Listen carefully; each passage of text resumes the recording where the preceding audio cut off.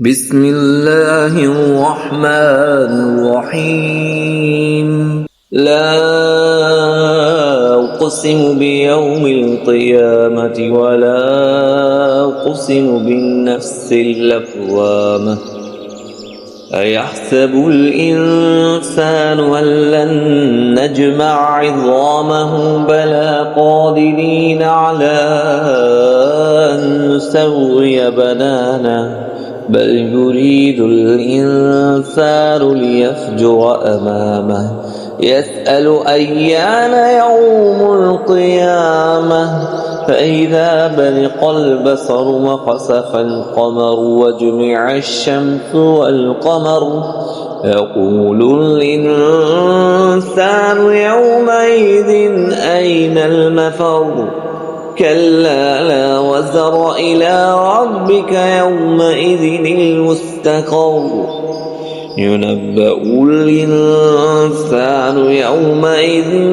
بما قدم وأخر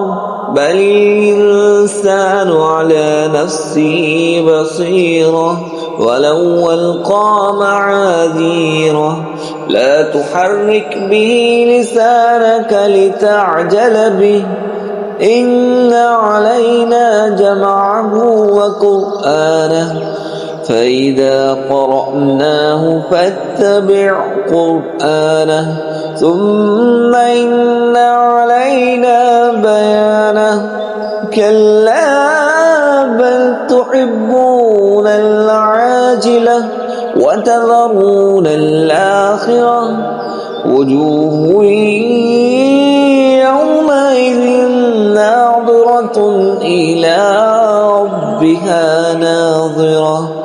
ووجوه يومئذ باسرة تظن أن يفعل بها فاقرة كلا إذا بلغت التراقي وقيل من راق وظن أنه الفراق والتفت الساق بالساق إلى ربك يومئذ المساق فلا صدق ولا صلى ولكن كذب وتولى ثم ذهب إلى أهله يتمطى أولى لك فأولى ثم أولى لك فأولى أيحسب الإنسان أن يترك سدى ألم يكن نطفة من مني يمنى ثم كان علقة فخلق فسوى فجعل منه الزوجين الذكر والأنثى أليس ذلك بقادر على أن يحيي الموتى